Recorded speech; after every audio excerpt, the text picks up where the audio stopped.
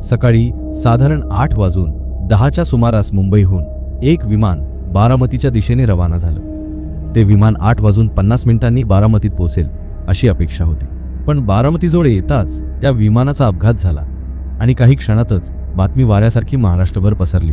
निर्णयक्षमतेसाठी ओळखले जाणारे, सत्तेच्या केंद्रस्थानी असलेले आणि गेली अनेक दशके महाराष्ट्राच्या राजकारणावर प्रभाव टाकणारे नेते अजित दादा पवार यांचं विमान अपघाती निधन झालं आणि पूर्ण महाराष्ट्र हादरून गेला। प्रत्यक्षदर्शी आणि ATC कडील माहितीनुसार विमान धावपट्टीच्या सुरुवातीच्या टोकापासून केवळ 50 मीटर अंतरावर कोसळले। विमान आदळताच विमानाची इंधन टाकी फुटली आणि 4 ते 5 मोठे स्फोट झाले। विमानाचे अवशेष इतक्या वेगाने उडाले की ते जवळच्या घरांपर्यंत पोहोचले। हे विमान लिअरजेट 45XR प्रकारचं विमान होतं। विमानात अजित पवार, विदीप जाधव अजित पवार यांचे खासगी सुरक्षा रक्षक, सुमित कपूर पायलट कप्तान, संभवी पाठक कॅप्टन आणि पिंकी माळी फ्लाइट अटेंडंट असे 5 जणांचा विमान अपघातात मृत्यू झाला।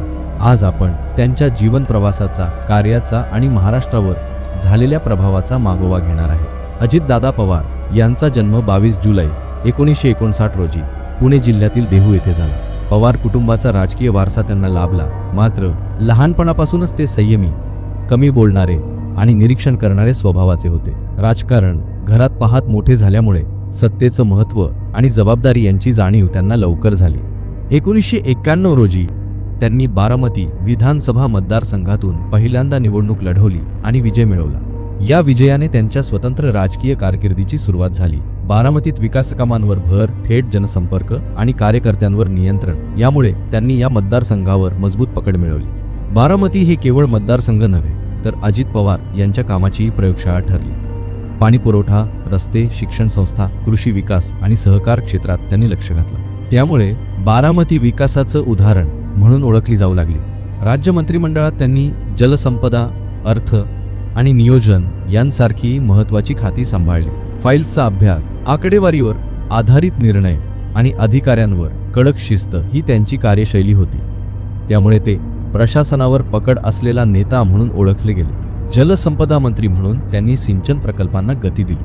धरणं, कालवे आणि पाणी व्यवस्थापन हे त्यांच्या राजकारणाचं केंद्रबिंदू होते। शेतकऱ्यांच्या जीवनाशी जोडलेला प्रश्न म्हणून त्यांनी पाण्याकडे पाहिलं, मात्र याच काळात काही वादही निर्माण झाले।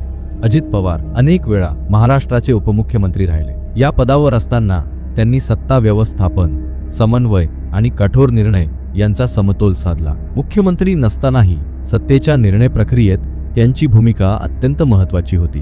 त्यांच्या कारकिर्दीत आरोप, चौकशा आणि राजकीय टीका झाली। सिंचन घोटाळ्याचे आरोप असोत किंवा वक्तव्यांमुळे झालेले वाद, या सगळ्याला त्यांनी थेट सामोरे जाण्याची भूमिका घेतली। समर्थकांनी त्यांना निर्दोष मानलं, तर विरोधकांनी कठोर टीका केली।